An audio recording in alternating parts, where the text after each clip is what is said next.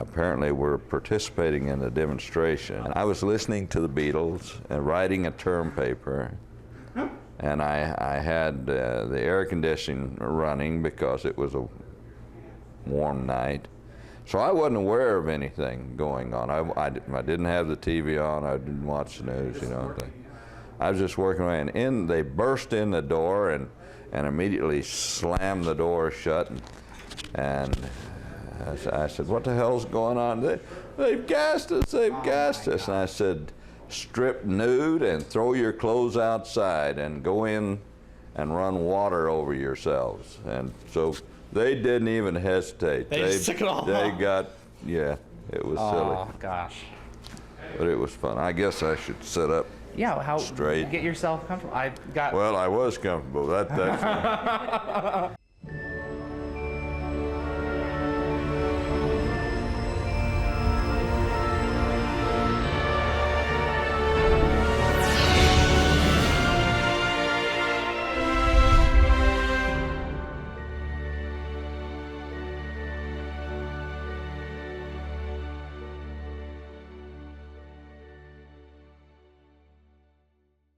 Hi, everybody. Glad you're here. My name is David Reed with Dial the Gate, the Stargate Oral History Project. Our mandate as this channel is to, much like GateWorld.net, archive Stargate stories for generations who aren't here yet, who are going to discover this franchise and fall in love with it. Darren is back with me for this because we were there together when we interviewed Don for GateWorld, which was GateWorld. I forgot it was GateWorld's first and only interview with Don. And with Don, that's right. You had never met him before, so this was a real treat for you. And it was great to be there to make this happen. I have to thank, I think it was either Ryan or Timon Stewart at the Characters, who booked 3 folks that afternoon. We started off with Neil Dennis, then Gary Chalk, and then Don Davis. And I've got a copy of it here that I'm going to share with everyone in a minute. It's slightly different than the one that's on GateWorld, but not by much. And you have graciously allowed us to keep an archive here as well, because particularly in the case with Don, he is outside of our grasp, and we can no longer collect these stories. His memories are not just locked in time, they're all that remain of him is in us and, you know, the digital footprint that he left online with interviews and everything else. And I can't imagine doing this with anyone else. So I really appreciate you being here, man. How you doing? It's my great pleasure. Thank you for letting me join you for this. Folks will know that Don passed in 2008. And this interview that we did with him at the Characters Agency in Vancouver was in 2006. So SG-1 was filming season 10, and we get a little bit of Hammond in season 10. You'll see in the interview that Don mentions he just got a script. So SG-1 was in its final months of shooting. Don did the voiceover for the puppet scene in 200 in season 10. And he just got that script that day it had arrived at his house. We had the opportunity to go and visit Vancouver and visit the sets and watch them shooting. But of course, by the time GateWorld started visiting the sets in season 8, Don had moved on as a series regular for reasons that he'll go into in the interview. But Don was also really active on the convention scene. He did GateCon. He did other opportunities like ours where you were able to get a hold of him through his talent agency, his management. And he walked into the building and was every bit Don Davis, every bit that you think that he would be. He was chill, put us immediately at ease, just sort of settled his frame down into that couch. And what do you guys want to talk about? It was wonderful. It was a wonderful experience. And so, David, when you started Dial the Gate in 2020, it has, over the course of these years, now evolved into this larger project, which I think was always your ambition, but it's really the fruit is on the vine now, which is the Dial the Gate is an oral history project of Stargate, of the people who made it and the people who love it. And obviously, Dawn, as a main cast member for 7 years, is a huge piece of that history. And so you and I got to talking. In fact, we talk quite regularly about who would be a great guest to get on. Who can we get a hold of? Who have you not had yet? Who's got a story to tell? And there's a subset of folks who will never be on Dial the Gate because they're not with us anymore. And that list gets added to every year. Every year it gets bigger. And so, of course, before you did Dial the Gate, before you were working with the studio, you worked with me on GateWorld for many, many years. That's right. Back in when you were a cub reporter. And we got to do these interviews, right? You did how many interviews for GateWorld? Over 100. Amanda was 100. Well over 100. It was in the order of 130, 140. I may have cracked 150. Yeah. So we had this interview with Dawn sitting in the GateWorld archive, right? Yep. It's been online since 2006 when it was originally published. The video you will see is, unless David can work some magic here before this goes live, is 2006 video. That's why it looks the way that it does. But we had this interview with Dawn, and I was just thinking, this. Look at Dial the Gate. Look at what this has become. Look at the archive that has been established here for Stargate history. This piece needs to be a part of it. So we as reporters have been really lucky.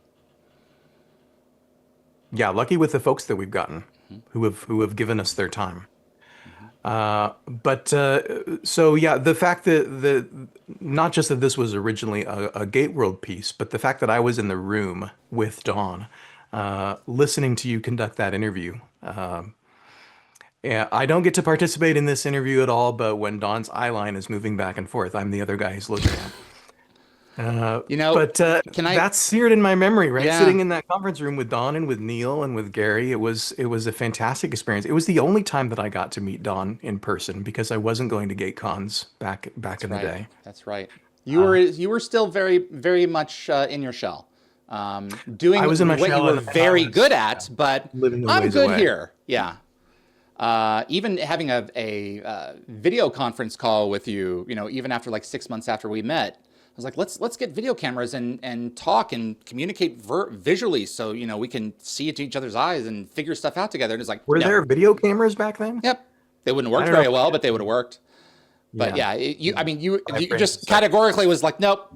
AOL IM for years. And then obviously we are where we are now. You took your time, but you got there. But I'm so thrilled that he was still around at the point where you got to do this. The one time is a good time.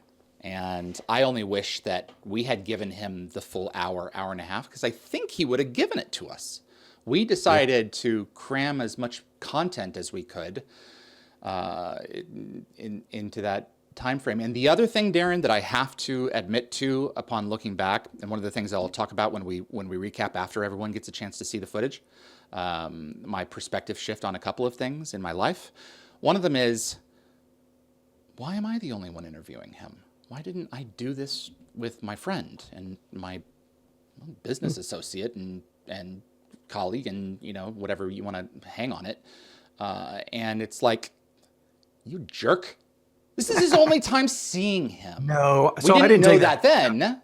personally at all, right? We were in the early days of GateWorld and GateWorld interviewing. We were sort of delegating, right? You gonna do get this one and I get one, and yeah. I'm going to do the next one. Yeah. You're going to do that one. And you were irritated with me for many years that I had gotten Carmen Argenziano, Oh, that's it. and you were super jealous. But then you got to share a stage with Carmen and do your own conversation with him. Carmen played Jacob Carter. But no, it was wonderful to be there, and you and I figured it out pretty soon as we went on. We started doing more interviews in tandem, I think, after this.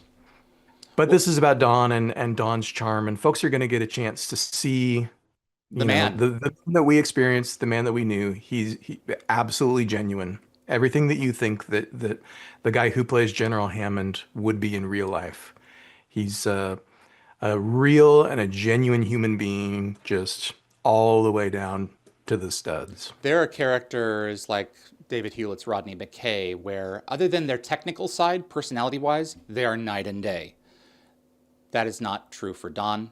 It wasn't true for Rick either, but it was certainly not true for Don. They are playing such a close version of themselves, and in fact, I forgot all about Don's inspiration for largely what the role was until I rewatched this. It's like, oh yeah, so there was even more of that people are going to get to see. Should we let them watch it, or Yeah, let's see it. let's roll tape. Don S. Davis, thank you very much for being with us this afternoon. Thanks for inviting me. You're still looking good. How's your health been? Pretty good lately. Pretty Lately? good, yes. Yeah, I've had some more medical things done, but when you get old, the machinery starts to fall apart. So. Well, hopefully later rather than sooner for you. I think you're going to be fine for a while. You got a few miles left to go. I'm held together by scar tissue and baling wire. It's been 2 seasons since General Hammond was a regular on SG-1, and you told us that one of the reasons you were looking forward to retirement was to get all these wonderful artistic ideas that you had in your head out on canvas or out on wood. Have you been able to do the amount of artistic expression that you had hoped you would have time for, or have other things continued to be a distraction? I've continued to work in the film and television industry, and that has kept the art from happening. But as it so happens, I'm in the middle of that transition right now. This morning, before coming here, I was in my wonderful little shack, which is an hour out of town. It's on the banks of an irrigation ditch next to a cranberry bog in a fenced compound, and it literally is a shack without any plumbing, but it's fully insulated and has tons of electricity, and no one can get to me. And so that's where I was this morning. I was tearing out. The building's been vacant for 4 years. It's owned by a friend of mine, so the rent is very reasonable. But I'm tearing out debris that probably CSI couldn't identify. What do you plan to do with this place? I plan to use it as a painting and a carving studio. Awesome. It's 16 by 24 feet, so. Okay, enough room to move around in there then. Yeah. Great. What types of mediums do you usually like to focus on? The painting and the carving, I guess that is the answer to the question. Well, that's it. I'm primarily, I think of myself, and have for years, as a wood carver, but I hardly ever carve anymore. I paint in every medium and in every style. We're trying to put together a website called DonSDavisArt.com. And when we get it together, there'll be examples of both paintings and carvings. And the people that are putting it together are trying to talk me into selling prints of my paintings and drawings. I haven't yet given in. No, I had that. I tried to have some prints made of stuff a few years ago and market them, and the colors weren't right, and the sizes couldn't be reproduced. And so it was a very negative experience, and I quit doing that now. Now I've got a group of very reputable people who are claiming that they can market the stuff and that they can produce quality prints, and if they can, we'll do it. But if not, You're not gonna worry about this will just be so people can see what the old fart was talking about. Don, are you a fan of science fiction? I am now. I wasn't always. I never really liked science fiction in film and television, because when I was your age, it was all cardboard and very crude, and it wasn't realistic. And I could read someone like Asimov and envision all of these wonderful things, or Wells or whoever, and then I would see it on TV or in a film, and no. In fact, my son, when he was about 4 years old, I guess, or 5 years old, Star Wars came out, and he had to see Star Wars, and he really had to make me lots of promises in order to get me to take him to and I came out of that movie a Star Wars nut. Really? Oh yeah, I just and you know, then with the Star Trek, not the original Star Trek, which again, it was silly, the crudity of the thing, even though you know, the actors, a lot of them now are friends of mine. But I don't like crudity, you know. I'm a painter and a sculptor. I spent 20 years teaching people how to be artists and craftsmen, and then to see something, especially on film, that looks like a retarded 2-year-old created it in their backyard is not entertaining to me. You said the later Star Treks, you were more interested in, like Next Generation, I would suppose, when it became. Oh yeah, better in quality. yeah. And most of them, one of my favorite shows on television for years was a thing that's a Canadian production called Lex, and it's just magnificent. And I loved, you know, within the science fiction realm, Doctor Who and The Hitchhiker's Guide to the Galaxy. Hell, I've got DVDs of all of them. You know. So I'm just saying that I came to it late. One of my favorite authors is again, he happens to be Canadian, happens to live in this area. His name's Spider Robinson. And if you want to read just great fun, read the Callahan Chronicles. The Callahan Chronicles. Yeah, and his wife is also a wonderful writer, and she has written, I love detective stories, and she's written a kind of a sci-fi detective story called The Lady Slings the Booze. And if you can read that, I read that on an airplane, and the hostess actually became concerned because I was alternately laughing and crying and moving around in my seat. Just the imagination of these people. I'll be darned. But yeah, I like sci-fi. I was reading Ray Bradbury at the moment that John F. Kennedy was shot. People say you always remember what you were doing, and I happened to be reading Ray Bradbury at the time. Okay. So. Wow. So you do have a special attachment to sci-fi. Yeah, I grew up with some magnificent science fiction. You know, all of the H.G. Wells stories and Ray Bradbury, and again Isaac Asimov, and you know, just great writers. The Da Vinci's of sci-fi foretold so much stuff of what was to come. Yes, they As did. Greenberg and Wright and Glasner may very well be. There you go. Take us back to the very beginning, Don. How did you get General Hammond? Years ago, I was brought to Canada to teach at the University of British Columbia, and I had a PhD, and I taught for about 10 years, and I was published. And so my summers were pretty much mine. But they insisted that if I did work in the summers, it had to be theater related. And one of the other faculty wanted to act in film and television. He taught acting, and he talked me into meeting his agent, and I wound up doing some extra work, and then through a fluke wound up on a film letting some people shoot a mortar full of spaghetti and cottage cheese and food coloring in my face, as if the man in front of me has had his brain shot out. And the AD on that show, the second AD on that show, a couple of years later, wound up being the second AD on MacGyver.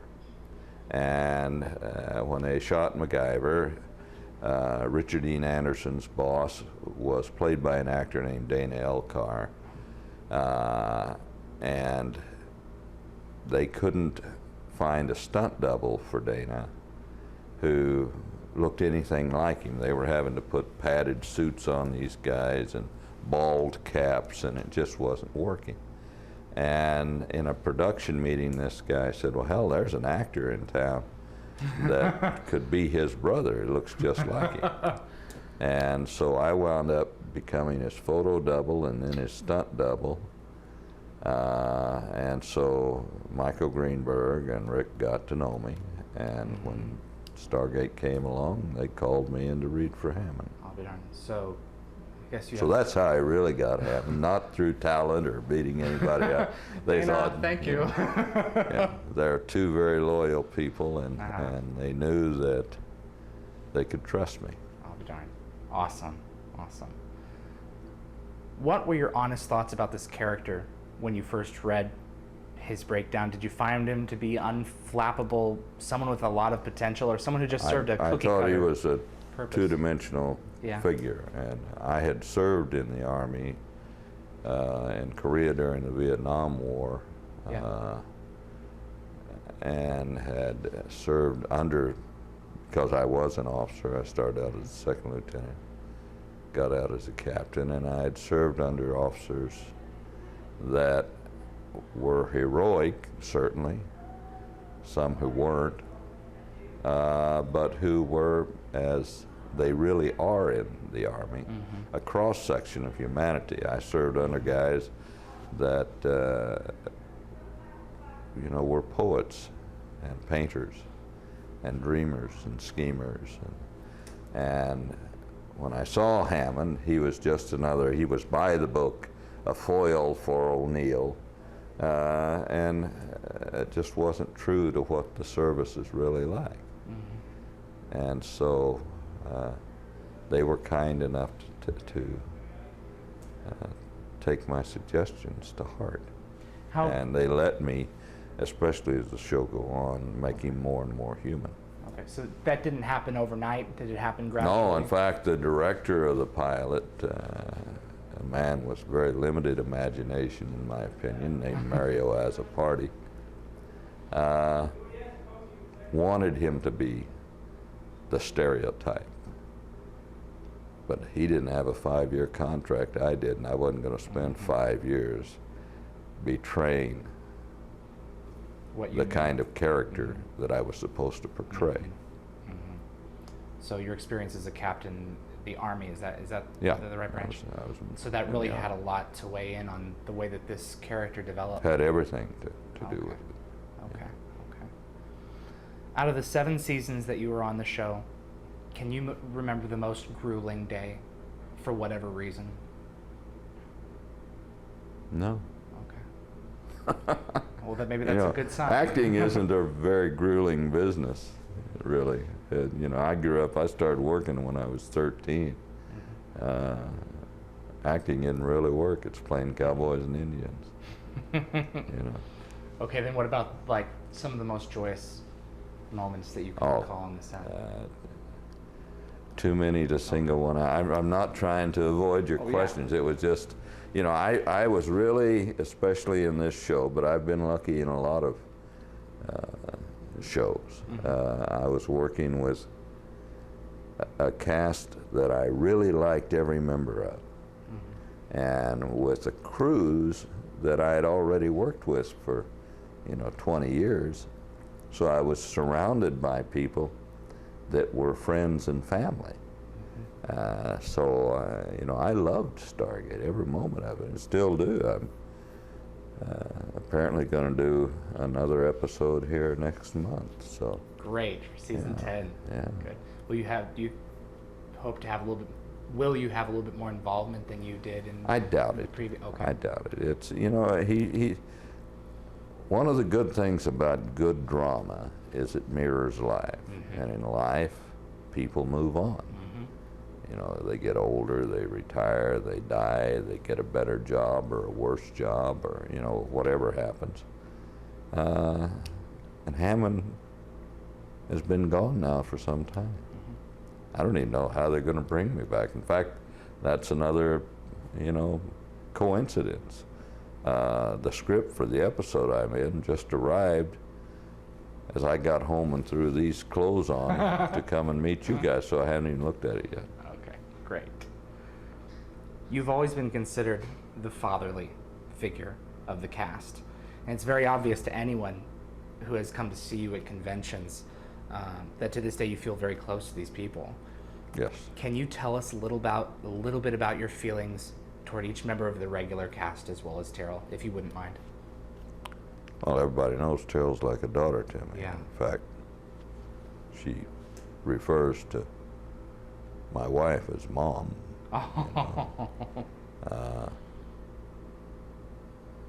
She's just an all-around special person. Amazingly talented. Her and Amanda both are as beautiful on the inside as they are on the outside. And they're both very, very talented people. Michael is a special guy. I think that Michael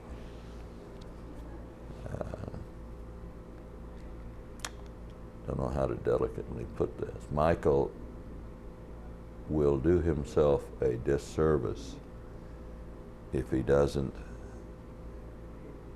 quit doing television and start doing film. He's really good. He really is exceptional. Chris Judge has the biggest heart of any man I've ever met. I've never seen a guy who can walk into a room. It doesn't matter if they're ambassadors and diplomats and little tiny kids and somebody in off the street. He makes you smile. He's got an aura about him that is the best part of life. And Rick, you know, you forget, or some people forget, that how long he's been around and how unique. He'll be in all of the history books of television.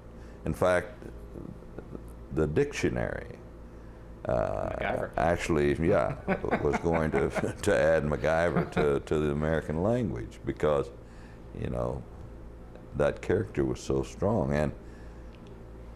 And he's done the same thing with O'Neill. He literally he took a character that another man introduced. Kurt Russell in the movie introduced the character, and he went in an entirely different direction, and he made the character a giant standing next to a midget. So, and I'm a big Kurt Russell fan. You know, I've worked with him. He's a lovely man. I'm not in any way belittling his talent. It's just that Rick took this character and he did exactly what he did in MacGyver, to the extent that the Air Force literally gave him a medal. Yes. Honorary Brigadier General. Yeah, there you go. That was incredible. You said that Hammond was influenced by your experience in the Army. How has the Army influenced you? Well, I'm one of those people that I wouldn't have the life I had today if I hadn't been in the service. I wound up going in the service. I never believed that the Vietnam War was justified. You know, it was a lie. It was built on a lie. I think the Iraq problem is the same thing. But the military doesn't start wars. Politicians do, either to line their pockets or because they're stupid or because they've obligated themselves to somebody who has said, I need a war, go fight one. And so they are in control of the military, and they put out propaganda and say, we're threatened unless we do something.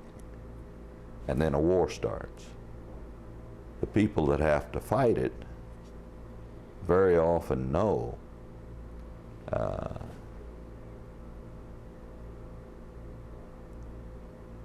that they're going into harm's way, not for a valid reason, but they've got to do it. And it's been that way throughout history.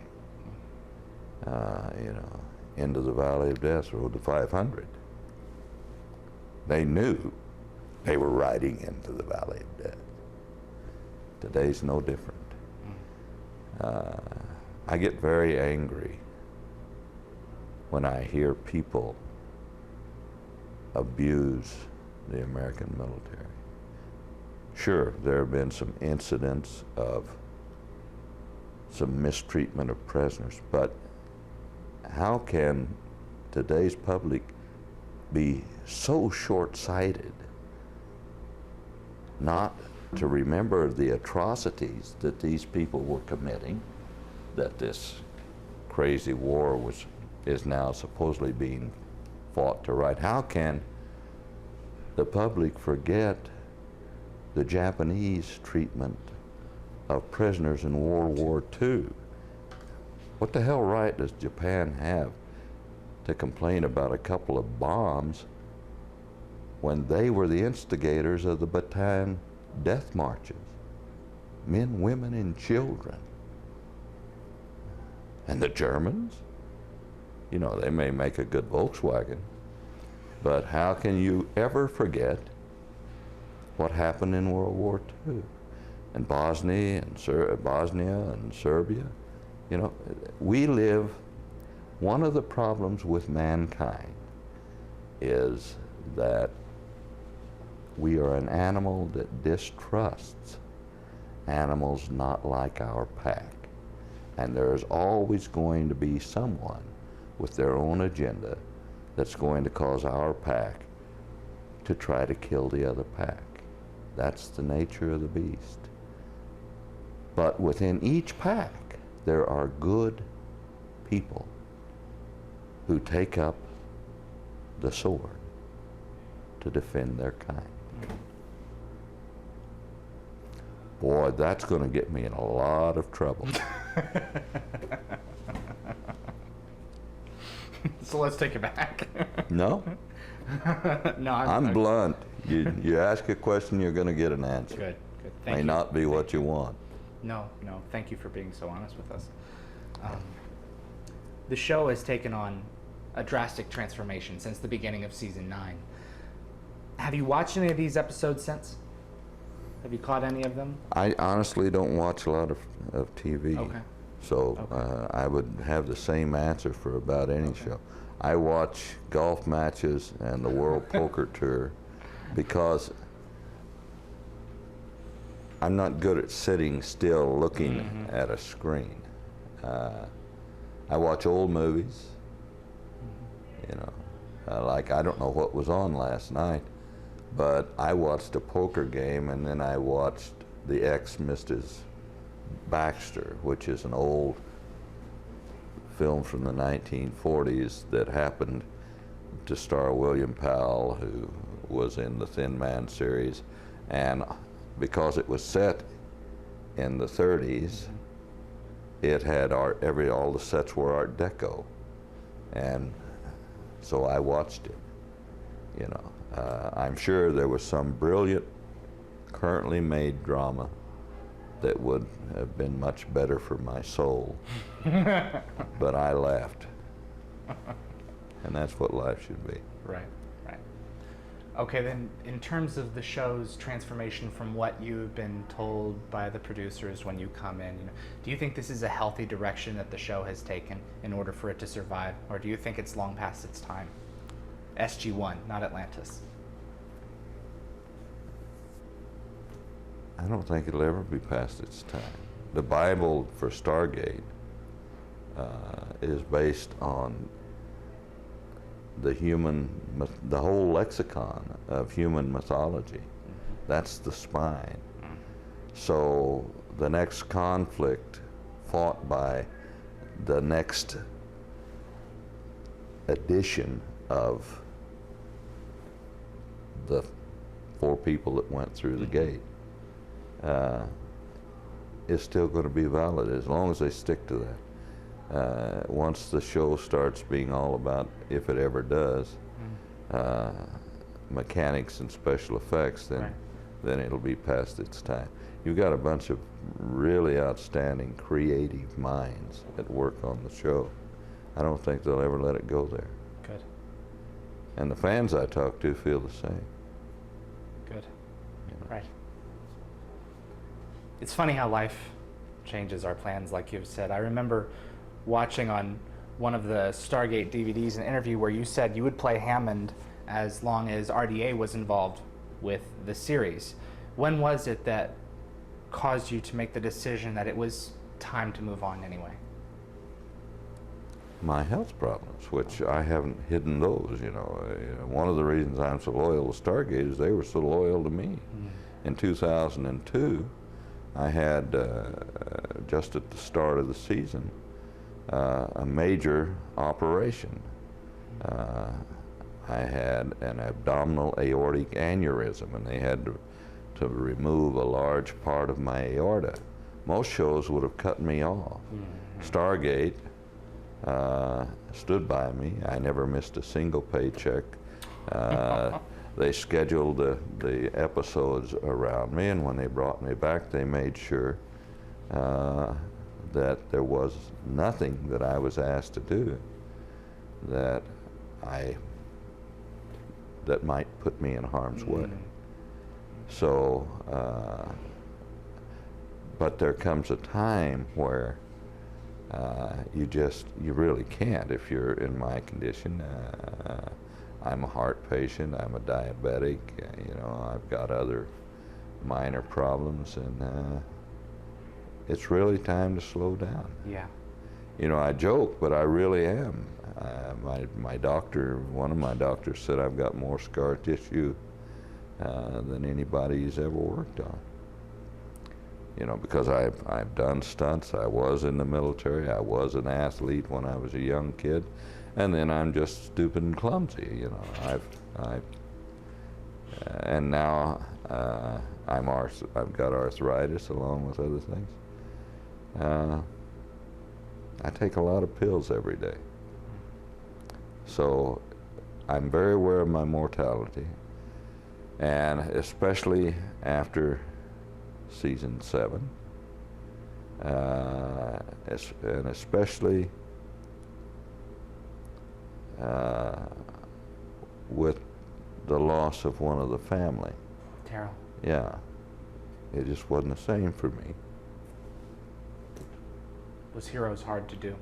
Yeah. All the fandom was affected when she I was think gone. it was a good episode, the two-parter, but we changed.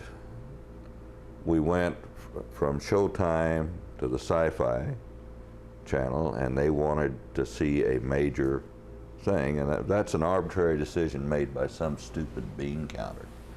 But of course, Stargate had, no option to refuse that, so somebody had to go. I don't like change. I'm old. There's enough change. Every day they invent a cell phone that I have no idea how to use, or a computer that I buy and a week later it's obsolete, and it's worth pennies on the dollar for what I spent for it. The world, when I was a young guy, a computer had to be housed in a building. Yeah. And the whole world's changed. So. Ruby Fleming, your wife. Has restored my life. Yes. Tell us about Ruby. How did you meet her? Years ago, I write as well as do the rest of the thing, and years ago some friends of mine asked me to write a script for them that would be set here. And I wrote a detective story called Blues in the Rain. But again, I'm a very stubborn guy. You got to remember, I'm a redneck hillbilly from the Missouri-Arkansas border next to Oklahoma. And it ain't sunburned. It's, I wrote it for my friends. So I wrote a codicil into the thing that to be produced, it had to star my friends. Ruby and a woman that she was partnering with, producing at the time, optioned the script, thinking, well, nobody's dumb enough that they won't let you cast a name in the lead rather than his friend. Well, I'm that dumb. So they had several nibbles on having the money to produce it, but you know, they had to use somebody else, and we remained friends. And as my first marriage fell apart, and only after I had left my first wife did she ever tell me. In fact, I had no idea that she thought that I was anything but dumb and ugly.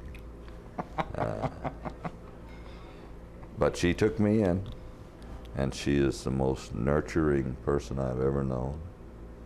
And I love her more than anybody I've ever loved in my life.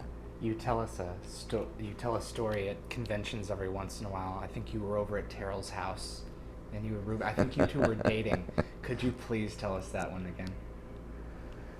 Well, we went out. Terrell's mate is a great guy named Cal Crusty.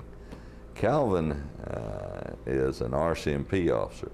At that time, he was the head of the homicide division in Burnaby. And there were a bunch of house invasions that had occurred, more in one small span of time than had ever occurred before. And Ruby and I had arranged for our first date. Oh, okay, so this was way back. Yes, and it was going to be on, I think, a Wednesday night or something.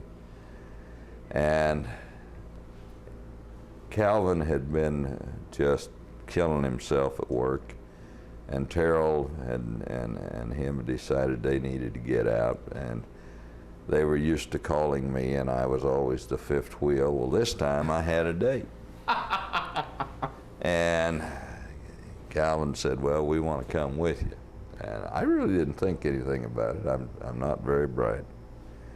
And I said, okay. And we went to a wonderful local steakhouse. And the two women, by the way, at the time smoked.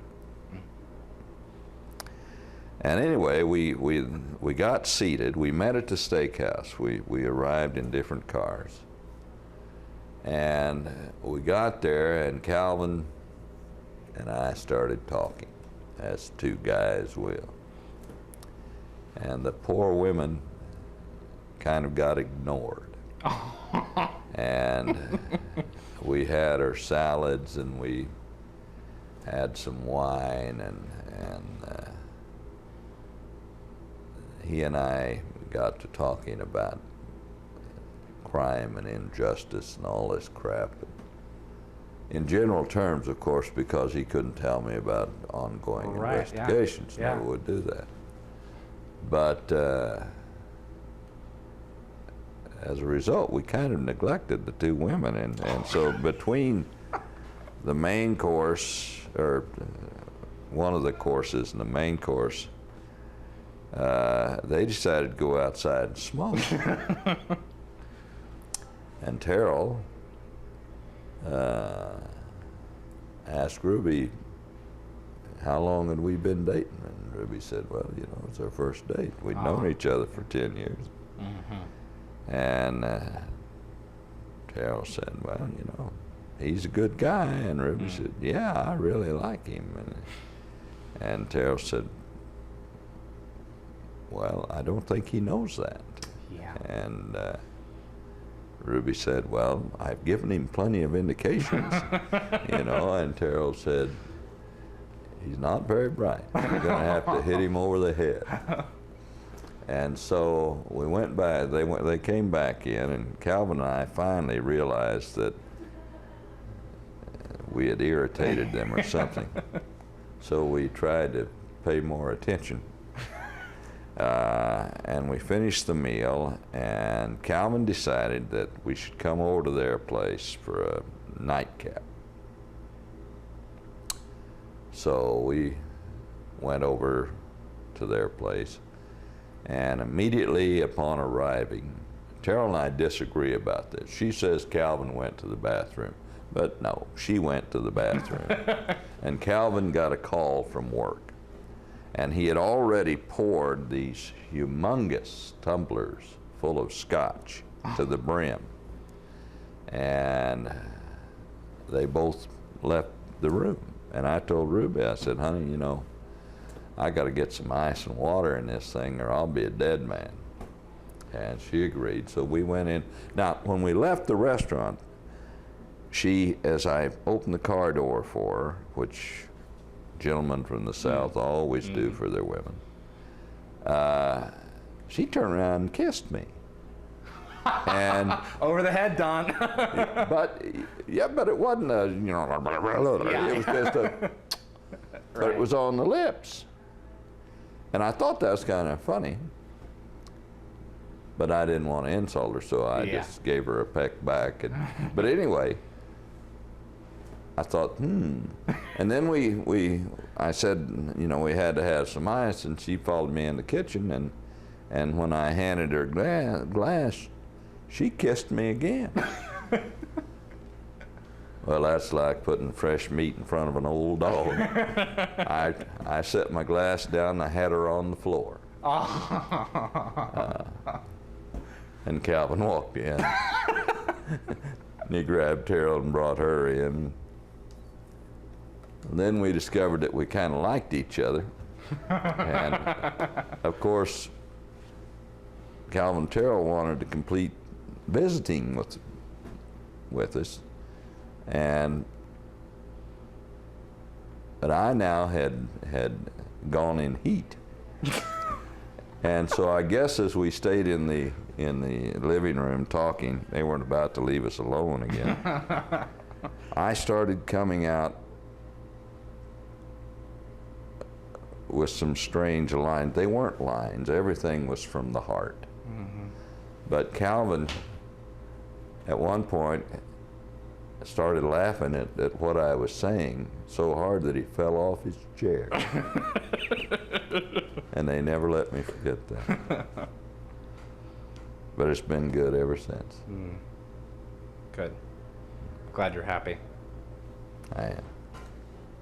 In the years ahead, as Stargate continues to grow and transform, what would you like fans to remember about your involvement, your footprints, if you will, in this franchise? Just that he was a good man who took care of his people.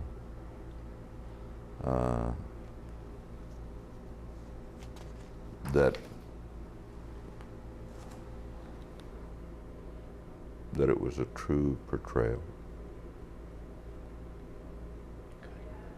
Good. Two more and then we're done. What makes Stargate as successful as it has become? Why has the show gone on as long as it has? Well, I think 90% of that's Rick. You know, you've got a good cast and you've got good scripts, but Rick was the one that put the humor in the show. He insisted on humor. He was and is at a time of life where, you know, he's achieved his goals. Yeah. And if he was going to work, he wanted to have fun working, and he wanted everybody else to be having fun. And that translated into where the show went. You know, again, all you have to do is see the original Stargate movie and feel the tenor of that piece, the aura of that piece, and watch Stargate the series, and it's sunlight and shadow. Right. You've had a great deal of fan interaction. Can we share with us one or two specific experiences that you have had with fans that stick out in your mind, for better or for worse? You've done a lot of conventions. Yeah. The first convention I attended, the first Stargate convention I attended was in Australia. Really? And really, they had invited Terrell, and her and Calvin were going to go, and I guess she talked him into inviting me too. And on the way over there, she told me that I needed to be smart when I was in the crowds. Terrell loves fans, and she tends to just jump into the mass and just have a good time. But she learned that the convention before over there that some people will take advantage. One fan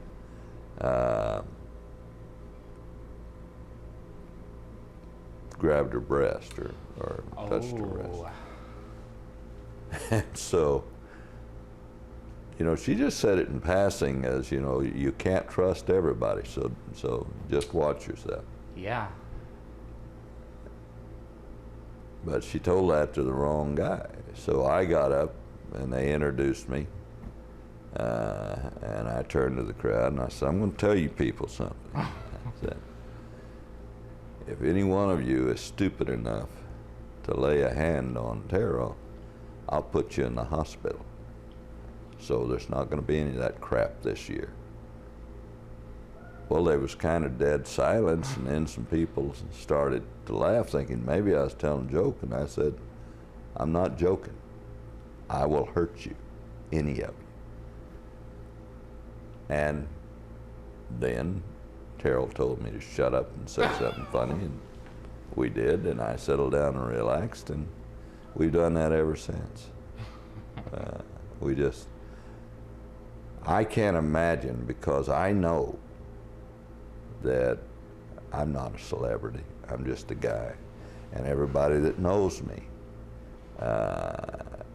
knows that years ago, before I decided I wanted to be cremated, somebody asked me, what do you want on your tombstone?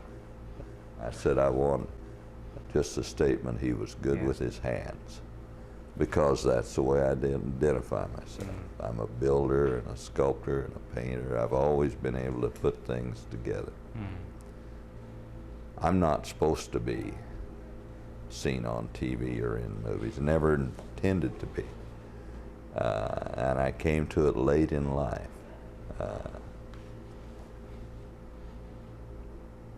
So it's been a strange thing for me, and to think that someone would be kind enough to want to sit in a crowded auditorium and listen to me rattle on, it's just mind-boggling to me. Or that somebody would want to pay money for my autograph. Hell, people that don't see me on TV sometimes won't take a check until I produce 3 pieces of ID, you know? So it's a weird sensation. Don, thank you for taking time to come out here and talk with us. Thank you. Very much. Edit it well. I hate listening to myself from that period because I sound so, is disingenuous the right word? Insincere? The canned chuckles, and I'm not too bad with this one with interjecting myself like I did on a lot of the others, but part of it comes from most of these were phone interviews before. Yeah, I'm like 19 years old at this, 20 years old. Yeah, we were figuring it out. We were figuring it out, and it wasn't awful, but it was by no means my greatest sit down before. What were your first thoughts playing this again? Ooh, the pixels. Well, other than the pixels, right? Other than boy, I wish we would have preserved this in some future, forward-looking format. Which was really tough to do when, YouTube was only, 2 years old at this point. GateWorld had video. We had video on our website before YouTube existed. Yep. So yeah, other than the screen quality, which I got over pretty quickly. Actually, I watched it on my 4K TV and didn't bother me at all. Really? Yeah, it's Wow. Have you had your eyes checked? I do need to get my eyes checked. I I need really an would look into appointment. it. But no, it's because okay, there's a lot of interviews from that era that I would find difficult to watch because of the pixels. But Dawn draws you in. He does. Dawn just oozes that southern charm, and you just want to hear what he has to say. And I felt myself again, right? I've seen this thing 1,000 times over the course of the last 19 years, but I just get drawn in because he's a storyteller. He's the cadence is what struck me, right? So That I don't know Ozark if you've noticed, cadence. I'm sure you've noticed this. You've done so many interviews, but we as interviewers tend to match the energy of the person that we're talking to. So sometimes you can bring that up. Sometimes you can deliberately inject a bit of energy and bring somebody along with you. But especially when we were new at this, you kind of match the level of the room. And Don comes in and he's, really laid back He couldn't and be laid back anymore. looking for his words and That's right. just, talking with that cadence that he does. You as the interviewer kind of fall down and settle into his level. That's Is right. what I noticed. And that's really common, of course, with interviews, right? You want to meet the person where they're at and have the conversation that they want to have. And I thought you did a great job there, asking questions and then kind of getting out of the way. My skill level at the time, but it was just not following up. It's like, okay, he answered that one. Tick. Next. And there Next, was, well, yeah, you were also watching the clock, right? Because we only had a set amount of time with him and was that true? want to ask everything. Yeah. Well, I think it was like once I have these questions down, I have nothing to say. But let's keep it to him. I was really Yeah, well, it was also the, Yeah. the place where we were at, right? If we were Yeah. sitting outside at a coffee shop, we could go for an hour or two, but we were in his place of business at the agency. I was really surprised at how much I just didn't remember about the conversation, about the things that he said, particularly about. I remember that he was a captain in the army, and I remember that it had some influence. But I mean, he says it was the entire influence. He certainly gives his opinions about the first director of the franchise, and he's certainly entitled to them. But the fact that he molded this character, and it's something I said to someone else who will be contributing to the adventure that we're going to go on tomorrow live, those characters are almost completely formed at the end of Children of the Gods. Almost. It doesn't Yes. it doesn't take the majority of season 1 to leave the runway and get airborne like TNG did. And I don't know why, but it's maybe partly you. I always compare SG-1 to TNG. And Don was one of the reasons why that worked as well as it did, because he made Hammond him. And like he says in this, the foil for O'Neill, the bristling cookie cutout, that wasn't real. That's not who those men were. He was there. He had that experience. And that's why we resonated with it, because we were responding to something that was true. That's why it worked. We as audience members naturally intuit, we perceive more than we realize, especially when we're really young. We read faces very well. We know when the wool is being pulled over our eyes from something that we are expected to accept as audience members, being taken on a journey. And we know when the wool is being pulled over our eyes, often, not always, when someone is being insincere or disingenuous. And Don wasn't that. He was just the opposite. Yeah. And his character would never be that. As I've gotten distance from this interview and I keep reflecting back on it over the years, there are two pieces of the interview that always stand out in my memory. And one is his comments about Terrell and the decision to kill off Janet, which we can talk about if you like. But the other one is this. The other one is his reflection on the fact that he was being pushed into a really kind of stereotypical, hard-nosed military mold of, the mean boss, the foil for Colonel O'Neill, and he wouldn't do it. And as he said in the interview, right, he knew he was going to play this character for at least 5 years. Yeah, He he had a wouldn't do it contract. long term. He may have had to do it for Children of the Gods, but And yeah, yeah, if it's, a one-off TV movie, then okay, maybe right. maybe you play it the way that it is on the page, or where the director is nudging you. But Don didn't want to do it, not only because he knew that it would make the show better to do Hammond the way that it was, people would resonate with that, but also because it was not genuine. He had to play the character in a way that was genuine to him. And as somebody who had service in the army, who was an officer, he knew the number one thing that he needed to bring to General Hammond was somebody who takes care of his people. That's the type of general that he wanted to portray. He could have been asked to, and certainly provided, a performance of a man who was in his twilight years. There's nothing happening at this facility. I'm just here pushing pieces of paper around. Oh, great, there's a gate. You guys want to go through it? That's fine. You guys go ahead and do that. Delegate it. Have fun, guys. Much like O'Neill did, never opening his desk with a set of keys. And that's not how he played it. He made Hammond a father figure for all of us in so many respects. And when he died, let's save that.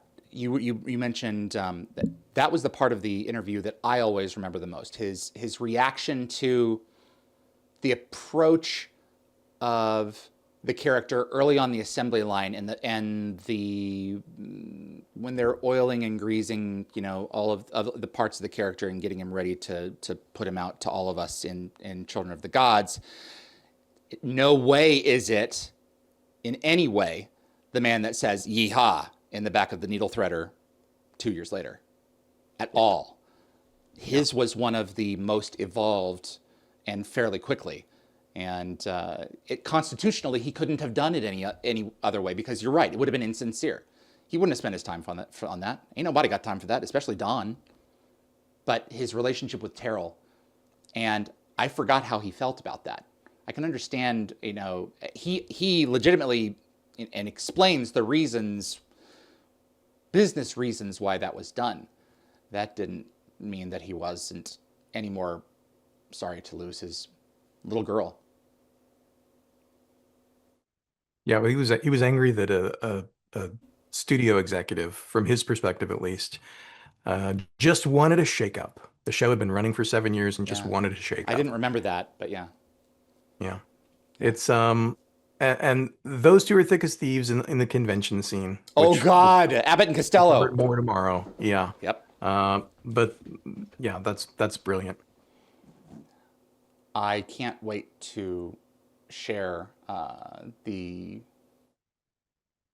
hour tomorrow with everybody about what memories we're going to share, and so much of the footage that you guys are going to get to see. We're still organizing. It's early days right now in terms of getting this thing ready to go. So we'll see how it pans out. But watching him going through all of this material has brought back so many feelings of this time frame. Didn't really forget about, but just were dormant. And just how much fun we all had doing this work, getting it to fans. How much we enjoyed watching them enjoy being together on set. And it's a really warm and fuzzy part of my life. Your babies were babies. I mean, you had your oldest, I think your oldest was the only one you had at that point. Yeah, he was an infant. Yeah. Yeah. And now he's a college student. I was in college. Don't remind me of the passage of time. I know. And the bills. But it was really great to walk through this and get his perspective again. The other thing was, it's all about me, David. His personal feelings on certain things, I am much more aligned with now than I was. And I contribute that to just world experience and everything else. When I remember sitting there and certainly bristling on a lot of things, now it's like, she's right. Read between the lines there. Whether you agree or disagree with whatever you're reading between the lines, when Don speaks, he is a straight shooter. Listen.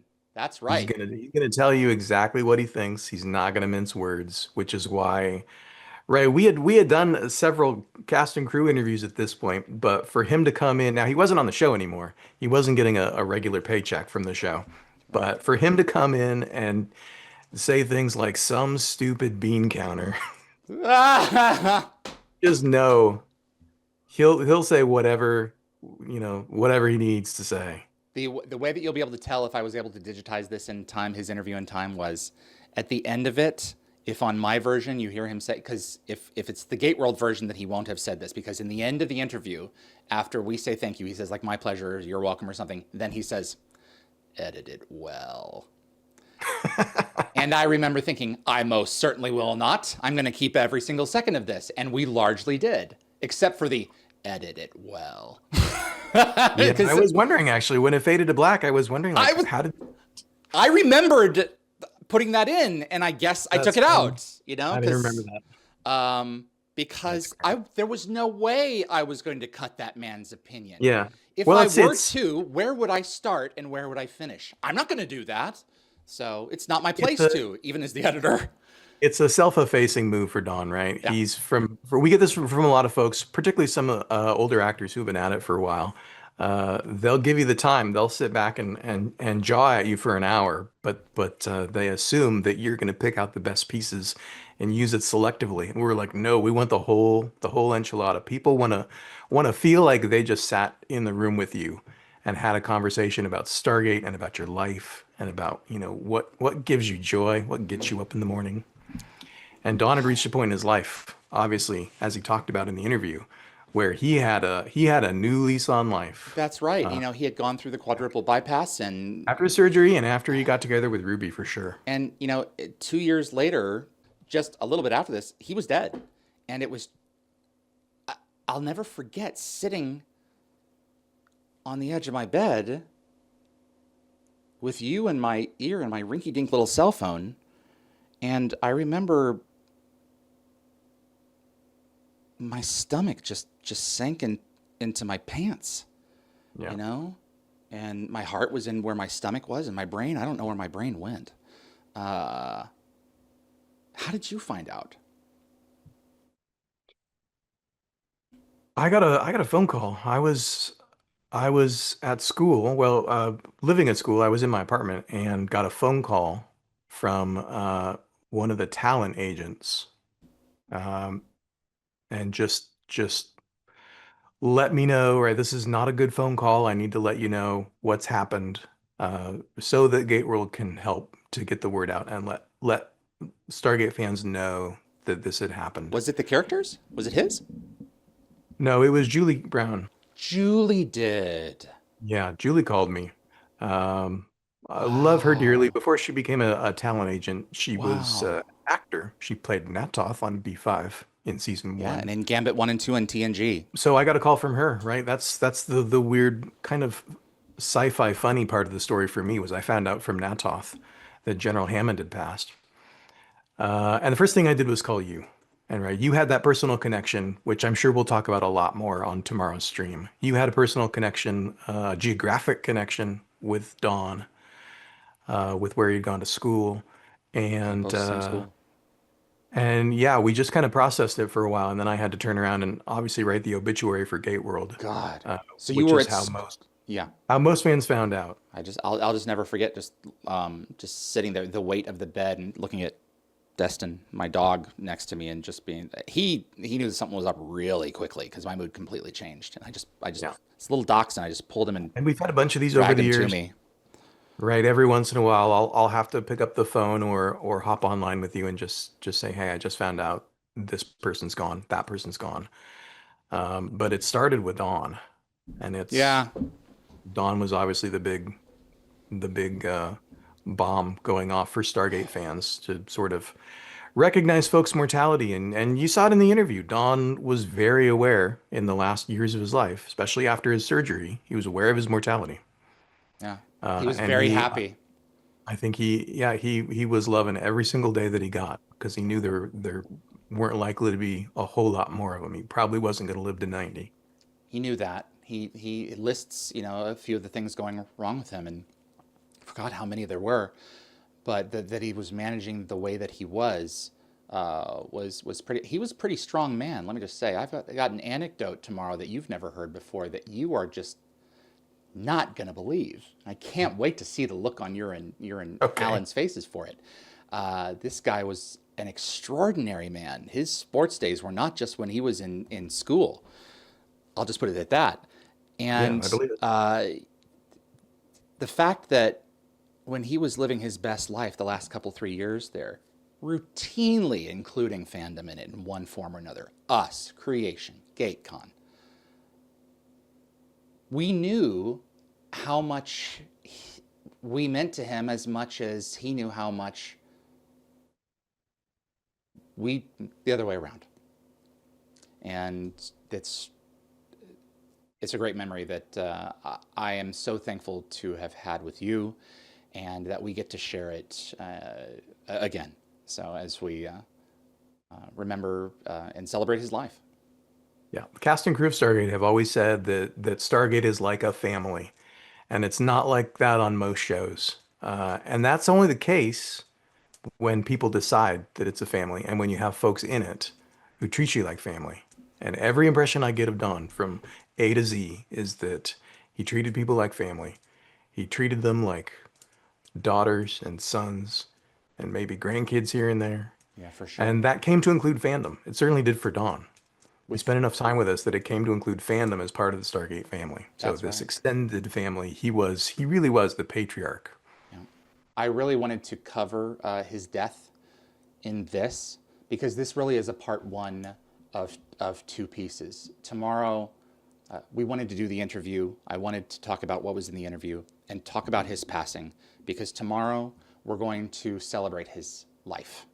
And Yeah. we're going to bring together people who loved him, and people who admired him, and from his himself as a man, but also himself as an artist. There's a couple of interesting conversations that I really want to have with a couple of specific people about it, and I've got something very special for you in the latter half of the show tomorrow, and for everybody. Well, I'm looking forward to it. Yeah, And you're still keeping secrets from me. this is what I don't know do, man. what's coming The up first tomorrow. one was Amanda tapping. Who knows what the next one will be? And not the least of which is the USS George Hammond will fly again tomorrow. Cool. Yeah. Thanks, man. Yeah, For well, all Don of it. said it in the interview. Don said, when he's gone, he hopes that people remember him as someone who's good with his hands, and that's how we remember him. He was an artist who was not limited by any medium, right? He was a All. sculptor, he was a painter, he was an illustrator, he was a stunt man, and he was an actor. He was a great performer who gave us an amazing character.